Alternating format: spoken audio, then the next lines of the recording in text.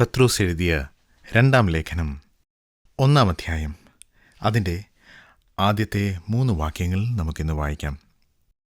യേശുക്രിസ്തുവിൻ്റെ ദാസനും അപ്പോസ്തലനുമായ ശീമോൻ പത്രോസ്, നമ്മുടെ ദൈവത്തിൻ്റെയും രക്ഷിതാവായ യേശുക്രിസ്തുവിൻ്റെയും നീതിയാൽ ഞങ്ങൾക്ക് ലഭിച്ചതുപോലെ അതേ വിലയേറിയ വിശ്വാസം ലഭിച്ചവർക്ക് എഴുതുന്നത്, ദൈവത്തിൻ്റെയും നമ്മുടെ കർത്താവായ യേശുവിൻ്റെയും പരിജ്ഞാനത്തിൽ നിങ്ങൾക്ക് കൃപയും സമാധാനവും വർദ്ധിക്കുമാറാകട്ടെ. തൻ്റെ മഹത്വത്താലും വീര്യത്താലും നമ്മെ വിളിച്ചവൻ്റെ പരിജ്ഞാനത്താൽ അവൻ്റെ ദിവ്യശക്തി ജീവനും ഭക്തിക്കും വേണ്ടിയത് ഒക്കെയും നമുക്ക് ദാനം ചെയ്തിരിക്കുന്നുവല്ലോ. ഇന്ന് നാം ഒരു പുതിയ പുസ്തകം പഠിക്കുവാൻ ആരംഭിക്കുകയാണ്. പുതിയ നിയമത്തിലുള്ള പല പുസ്തകങ്ങളെയും നാം വാസ്തവത്തിൽ എഴുത്തുകൾ എന്നാണ് വിളിക്കേണ്ടത്. അപ്പോസ്തലനായ പത്രോസ് എഴുതിയ രണ്ടാമത്തെ കത്ത് എന്ന് വേണമെങ്കിൽ 2 പത്രോസിൻ്റെ ലേഖനത്തെ നമുക്ക് വിളിക്കാം. കാരണം 1 പത്രോസ് 2 പത്രോസ് ഇവ രണ്ടും കത്തുകളാണല്ലോ. ഇത് എഴുതിയത് അപ്പോസ്തലനായ ശീമോൻ പത്രോസ് ആണ് എന്ന് 1-ാം വാക്യത്തിൽ തന്നെ നാം കാണുന്നു. ഇങ്ങനെ വ്യക്തമായി എഴുതിയിട്ടുണ്ടെങ്കിലും പത്രോസ് അല്ല ഇത് എഴുതിയത് എന്ന് വാദിക്കുന്ന അനേകരുണ്ട്. അത്തരം വാദങ്ങളും അവയെക്കുറിച്ചുള്ള ഗവേഷണങ്ങളുമെല്ലാം പണ്ഡിതന്മാർക്ക് ചേർന്നതാണ്. എന്ന് വച്ചാൽ അത് അവരുടെ വിജ്ഞാനം വർദ്ധിപ്പിക്കുവാനും അവരുടെ വിജ്ഞാനത്തെ പ്രകടിപ്പിക്കുവാനുമുള്ള അവസരങ്ങളാണ്. ഈ പരിപാടി കേൾക്കുന്ന എല്ലാവരും അത്തരത്തിലുള്ള ഒരു ഗവേഷണ പഠനം നടത്തണം എന്നല്ല നാം ഉദ്ദേശിക്കുന്നത്. 2 പത്രോസ് എഴുതിയപ്പോൾ പത്രോസ് അപ്പോസ്തലനും അതായിരിക്കില്ല ഉദ്ദേശിച്ചത്. ഈ പുസ്തകം അല്ലെങ്കിൽ ഈ എഴുത്ത് പഠിക്കുമ്പോൾ നമുക്ക് മനസ്സിലാകും പത്രോസ് അപ്പോസ്തലൻ എഴുതിയതിൻ്റെ ഉദ്ദേശം ഇത് വായിക്കുന്നവർക്ക് ആത്മീക വർധന വരണം. അവർ കൃപയിലും സമാധാനത്തിലും വർദ്ധിച്ചുകൊണ്ടേയിരിക്കണം, വളർന്നുകൊണ്ടേയിരിക്കണം. അതായിരുന്നു അദ്ദേഹത്തിൻ്റെ ഉദ്ദേശം. അതുകൊണ്ട് വളരെ ഗാഢമായ പണ്ഡിതന്മാർക്ക് മാത്രം ചേർന്ന തരത്തിലുള്ള ഗവേഷണങ്ങളോ ആ നിലയിലുള്ള പഠനങ്ങളോ ഈ റേഡിയോ പരിപാടിയിലൂടെ നടത്താമെന്ന് ഞാൻ കരുതുന്നില്ല. അതുകൊണ്ട് തന്നെ ഈ പുസ്തകത്തിൻ്റെ ആദ്യത്തെ വാചകത്തിൽ പറഞ്ഞിരിക്കുന്ന ആ വസ്തുത മുഖവിലയ്ക്കെടുക്കാം. ഇതെഴുതിയത് അപ്പോസ്തലനായ ശീമോൻ പത്രോസ് തന്നെയാണ്. ഇദ്ദേഹം ഇത് എഴുതുമ്പോൾ അദ്ദേഹത്തിന് വയസ്സായിരുന്നു. ഇത് ഗവേഷണമൊന്നും ചെയ്യാതെ തന്നെ നമുക്ക് കണ്ടുപിടിക്കുവാൻ സാധിക്കും. 1-ാം അധ്യായത്തിൻ്റെ 13-ാം വാക്യത്തിൽ പത്രോസ് അപ്പോസ്തലൻ പറയുന്നു, നമ്മുടെ കർത്താവായ യേശുക്രിസ്തു എനിക്ക് അറിവ് തന്നതുപോലെ എൻ്റെ കൂടാരം പൊളിഞ്ഞു പോകുവാൻ അടുത്തിരിക്കുന്നു എന്നറിഞ്ഞിരിക്കയാൽ. അതിൻ്റെ അർത്ഥം പത്രോസ് അപ്പോസ്തലനും ആ കാര്യത്തിൽ ഉറപ്പുണ്ട്. ഇതെഴുതിയതിന് ശേഷം അധികം നാൾ താൻ ഈ ഭൂമിയിൽ ജീവിച്ചിരിക്കില്ല. തൻ്റെ കൂടാരം പൊളിഞ്ഞു പോകുവാൻ അടുത്തിരിക്കുന്നു എന്ന് താൻ പറയുന്നു. അപ്പോൾ വൃദ്ധനായ പത്രോസ് അപ്പോസ്തലൻ എഴുതുന്ന ഒരു കത്താണ് നാം പഠിക്കുന്നത്. മാത്രമല്ല ഈ കത്ത് ആർക്കാണ് എഴുതിയതെന്നും ഈ കത്തിൽ നിന്ന് തന്നെ നമുക്ക് മനസ്സിലാക്കാം. ഇതിൻ്റെ 3-ാം അധ്യായം 1-ാം വാക്യം, പ്രിയമുള്ളവരെ, ഞാൻ ഇപ്പോൾ നിങ്ങൾക്ക് എഴുതുന്നത് 2-ാം ലേഖനമല്ലോ. അതിൻ്റെ അർത്ഥം ഇതിനു മുൻപ് താൻ ഒരു കത്തെഴുതി എന്നാണ്. ആ കത്താണ് 2 പത്രോസിനും തൊട്ട് മുൻപ് ബൈബിളിൽ എഴുതിയിരിക്കുന്ന പുസ്തകം. അത് പത്രോസിൻ്റെ 1-ാം ലേഖനം. അപ്പോൾ പത്രോസിൻ്റെ 1-ാം ലേഖനം താൻ ആർക്ക് എഴുതിയോ അവർക്ക് തന്നെയാണ് താൻ ഈ 2-ാമത്തെ ലേഖനം, 2-ാമത്തെ കത്തും എഴുതുന്നത്. 1-ാമത്തെ കത്ത് എഴുതിയത് ആർക്കാണെന്ന് 1 പത്രോസ് 1-ാം അധ്യായത്തിൻ്റെ ആദ്യത്തെ വാക്യത്തിൽ നാം കാണുന്നു. യേശുക്രിസ്തുവിൻ്റെ അപ്പോസ്തലനായ പത്രോസ് പൊന്തോസിലും ഗലാത്യയിലും കപ്പദോക്യയിലും ആസിയയിലും ബിഥുനിയയിലും ചിതറിപ്പാർക്കുന്ന പരദേശികൾക്കും പിതാവായ ദൈവത്തിൻ്റെ മുന്നറിവിന് ഒത്തവണ്ണം ആത്മാവിൻ്റെ വിശദീകരണം പ്രാപിച്ച് അനുസരണം കാണിപ്പാനും യേശുക്രിസ്തുവിൻ്റെ രക്തത്താൽ തളിക്കപ്പെടുവാനുമായി വ്രതന്മാരുമായവർക്ക് എഴുതുന്നത്. അവിടെ നിന്നും ആർക്കാണ് ഈ കത്ത് എഴുതിയത് എന്ന് നാം കാണുന്നു. അവിടെ പറഞ്ഞിരിക്കുന്ന പൊന്തോസ്, ഗലാത്യ, കപ്പദോക്യ, ആസിയ, ബിഥുന്യ തുടങ്ങിയ സ്ഥലങ്ങൾ ഇന്നത്തെ ടർക്കി എന്ന രാജ്യമാണ്. ആ ഭാഗത്ത് ആ കാലത്ത് താമസിച്ചിരുന്ന വിശ്വാസികളായ ആളുകൾക്ക് പത്രോസ് അപ്പോസ്തലൻ ഒന്നാമത്തെ ലേഖനം എഴുതി. അതിനുശേഷം അവർക്ക് തന്നെ താൻ രണ്ടാം ലേഖനവും എഴുതുന്നു. അപ്പോൾ രണ്ടാം ലേഖനം വായിക്കുന്നവർ അതേ സ്ഥലത്ത് താമസിച്ചിരുന്ന അതേ ആളുകൾ തന്നെയാണ്. ഒന്നാമത്തെ ലേഖനം വായിച്ചവർ തന്നെയാണ്. അപ്പോൾ പത്രോസ് അപ്പോസ്തലനാണ് എഴുതുന്നത്.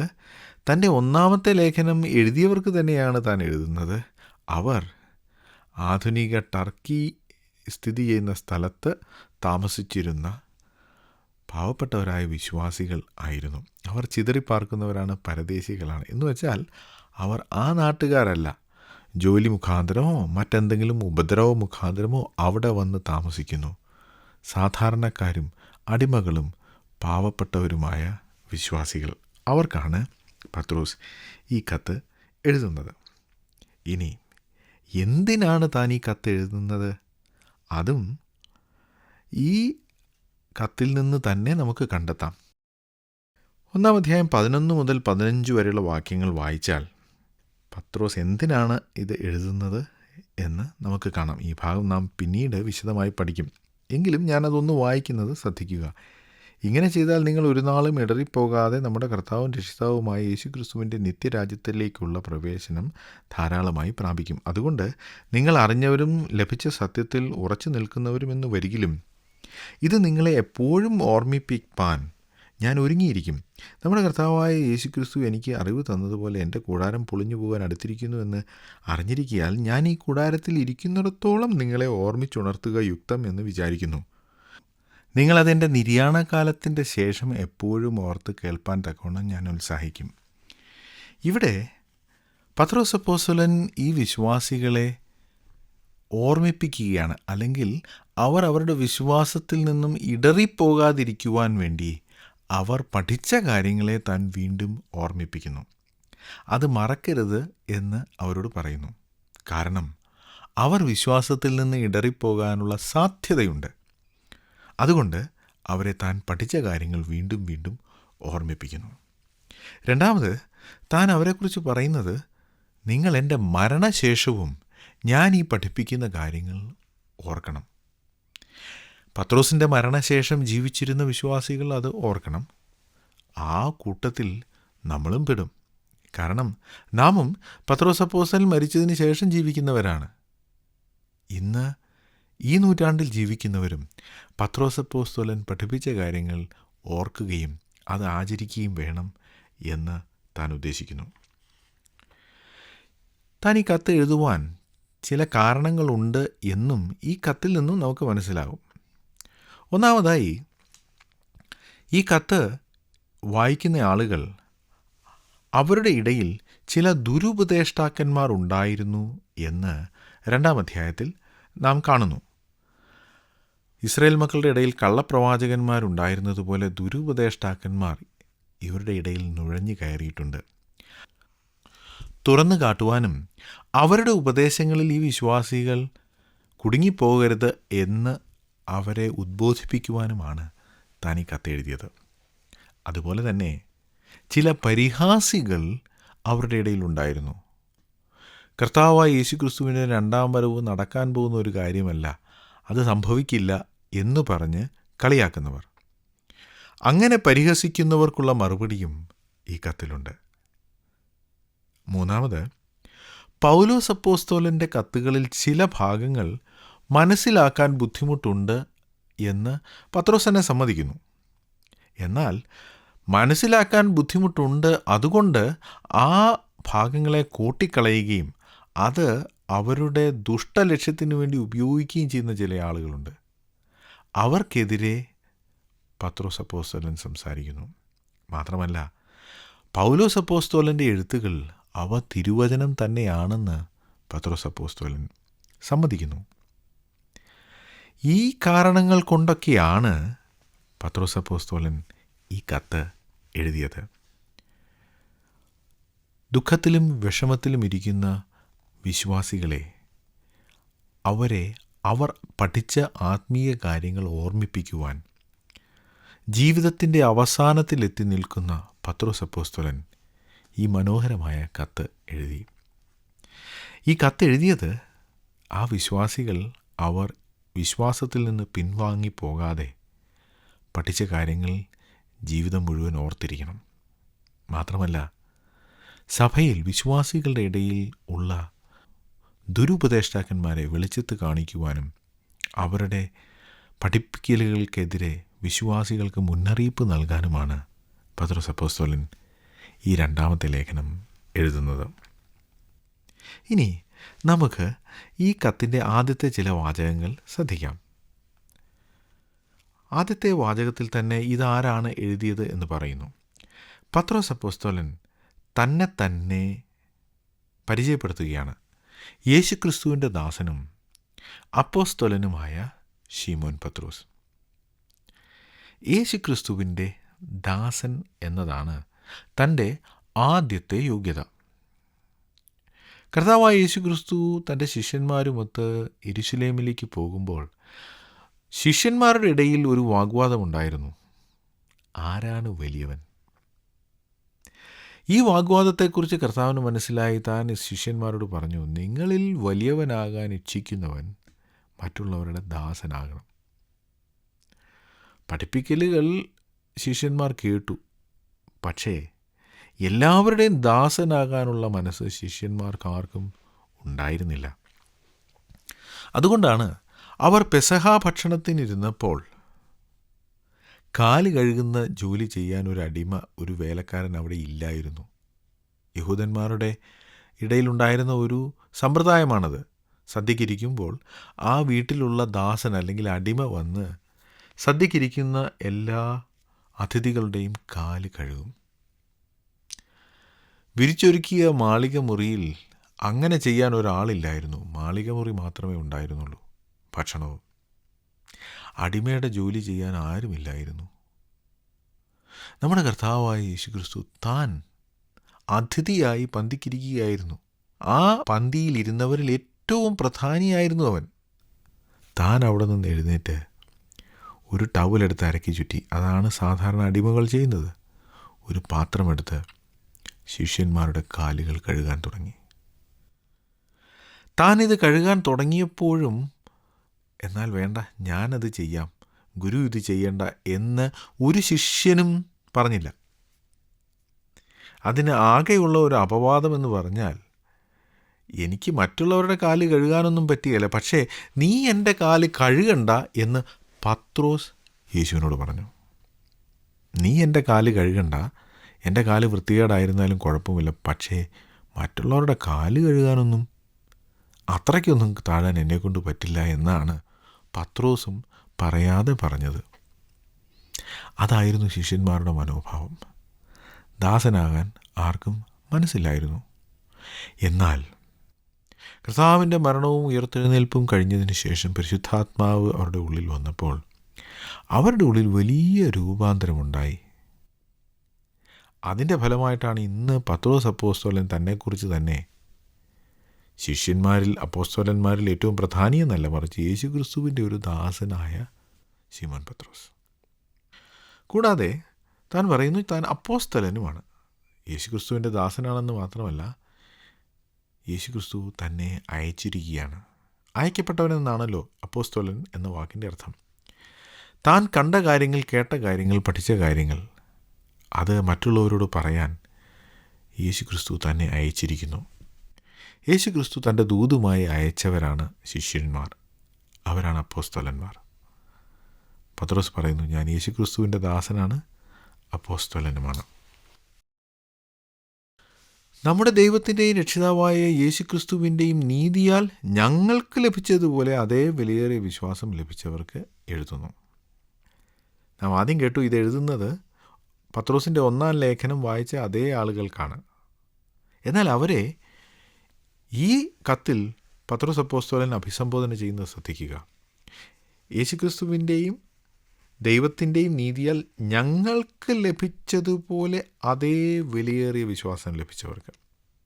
ഞങ്ങളെന്ന് പറഞ്ഞാൽ അപ്പോസ്തലന്മാർ, യേശുക്രിസ്തുവിനോട് കൂടെ ഉണ്ടായിരുന്ന അപ്പോസ്തലന്മാർ. യേശു ജീവിച്ചിരുന്ന കാലത്ത് തന്നോടൊപ്പം ജീവിക്കുകയും തൻ്റെ ശുശ്രൂഷകൾ കാണുകയും തൻ്റെ മരണത്തിനും അടക്കപ്പെടലിനും പുനരുത്ഥാനത്തിനും സാക്ഷികളാകുകയും ചെയ്തവർ ഒരു പെന്തിക്കോസ് നാളിൽ അവിടെ ഉണ്ടായിരുന്നു. ഇതൊക്കെയാണ് താൻ തന്നെക്കുറിച്ച് തന്നെ പറയുന്നത്. ഇതിനൊക്കെ സാക്ഷികളായ ആളുകളാണ് അപ്പോസ്തലന്മാർ. എന്നാൽ താൻ പറയുന്നു, ഞങ്ങൾക്ക് ലഭിച്ച വിശ്വാസം അത് വിലയേറിയതാണ്. എന്നാൽ നിങ്ങൾക്ക് ലഭിച്ച വിശ്വാസം ഞങ്ങൾക്ക് ലഭിച്ച വിശ്വാസം പോലെ തന്നെ വിലയേറിയതാണ്. ഇത് വളരെ വിഷമമാണ് ആളുകൾക്ക് പറയാൻ.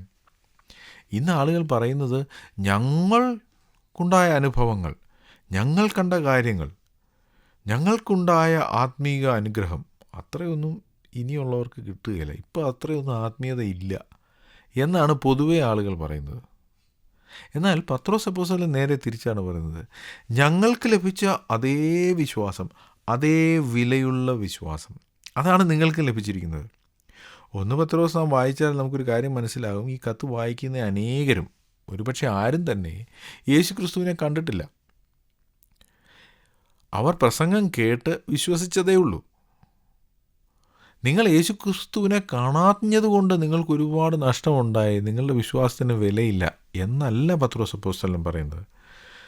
മറ്റുള്ളവർ പ്രസംഗിച്ച ദൈവവചനം കേട്ട് വിശ്വസിച്ചവരായ നിങ്ങളുടെ വിശ്വാസത്തിന് യേശുക്രിസ്തുവിനെ കണ്ട് അവൻ്റെ മരണ പുനരുത്ഥാനങ്ങൾക്ക് സാക്ഷികളായ ഞങ്ങളുടെ വിശ്വാസം പോലെ തന്നെ വിലയുണ്ട്. ഇനി യോഹന്നാൻ പറയുന്നത് കാണാതെ വിശ്വസിച്ചവർ ഭാഗ്യവാന്മാരെന്നാണ്. കർത്താവ് അങ്ങനെ തോമസിനോട് പറഞ്ഞതായിട്ട് നാം യോഹന്നാൻ്റെ സുവിശേഷത്തിൽ വായിക്കുന്നുണ്ടല്ലോ.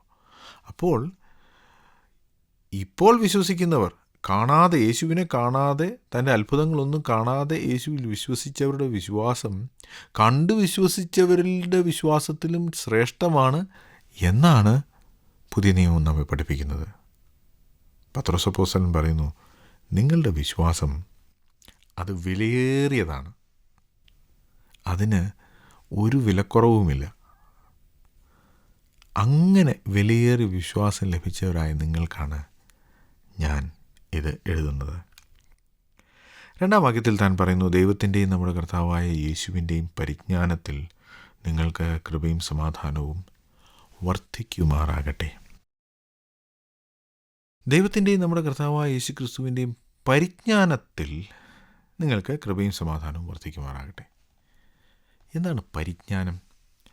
പരിജ്ഞാനം എന്ന് പറയുന്നത് വെറും അറിവല്ല, പരിചയം കൊണ്ടുണ്ടാകുന്ന ജ്ഞാനം, അനുഭവിച്ചറിയുക, ഫസ്റ്റ് ഹാൻഡ് ഇൻഫർമേഷൻ, ഉപയോഗിച്ച് രുചിച്ച് നോക്കി അനുഭവിച്ചറിഞ്ഞ് ഉണ്ടാകുന്ന അനുഭവജ്ഞാനം, അതാണ് പരിജ്ഞാനം.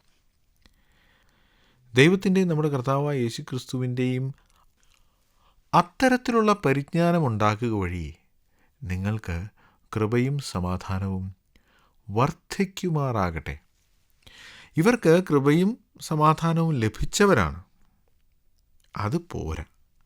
പത്രോസ് അവരോട് പറയുന്നു, നിങ്ങളുടെ ജീവിതം കൊണ്ട് നിങ്ങൾ ദൈവത്തെക്കുറിച്ചും യേശുക്രിസ്തുവിനെക്കുറിച്ചും ഉള്ള പരിജ്ഞാന നിമിത്തം നിങ്ങളിലുള്ള കൃപയും സമാധാനവും വർദ്ധിച്ചു വരണം. ഇത് ഒരു പ്രോസസ്സാണ്, അല്ലാതെ ഒരു ദിവസം സംഭവിക്കുന്ന കാര്യമല്ല. അനേക ആളുകൾ അവരുടെ ക്രിസ്തീയ ജീവിതത്തെ, അവരുടെ ക്രിസ്തീയ അനുഭവത്തെ ഒരു ദിവസം ഉണ്ടായ ഒരു അനുഭവത്തിൽ മാത്രം ചുരുക്കുകയാണ്. അത് അത്യാവശ്യമാണ്, അത് പ്രധാനപ്പെട്ടതാണ്, സംശയമില്ല. ഭാഗ്യനാൾ ഭാഗ്യനാൾ യേശു എൻ പാപം തീർത്ത നാൾ എന്ന് പാട്ടുകാരൻ പാടിയിട്ടുണ്ടല്ലോ. യേശു ക്രിസ്തുവിനെ സ്വന്തം രക്ഷിതാവും കർത്താവുമായ ഹൃദയത്തിൽ സ്വീകരിച്ച് ചെയ്തു പോയ പാപങ്ങളെ ഓർത്ത് അനുതപിച്ച് പാപത്തിൻ്റെ ക്ഷമയ്ക്കായി യേശു ക്രിസ്തുവിലേക്ക് തിരിയുന്ന ഒരു നാൾ, അതെല്ലാ വ്യക്തിയുടെയും ജീവിതത്തിൽ ഉണ്ടാവണം. അതൊരിക്കൽ സംഭവിക്കുന്ന ഒരു കാര്യമാണ്, സംശയമില്ല, ദൈവത്തിങ്കിലേക്ക് തിരിഞ്ഞ ആ നാൾ. പക്ഷേ പല ആളുകളും ആ നാളിൻ്റെ ഓർമ്മയിലാണ് ജീവിതകാലം മുഴുവൻ കഴിച്ചു കൂട്ടുന്നത്. പത്രോസ് അപ്പോസ്തലൻ പറയുന്നു, അങ്ങനെയല്ല. നിങ്ങൾ വിശ്വാസത്താൽ ദൈവമക്കളായി തീർന്നാൽ മാത്രം പോരാ, നിങ്ങൾ ആ വിശ്വാസത്തിൽ വളരണം. നിങ്ങളിൽ കൃപയും സമാധാനവും വർദ്ധിച്ചുകൊണ്ടേയിരിക്കണം.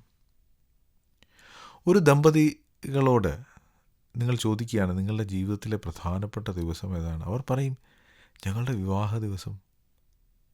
വളരെ സന്തോഷമുള്ള ഒരു ദിവസമാണ് അവരുടെ വിവാഹ ദിവസം.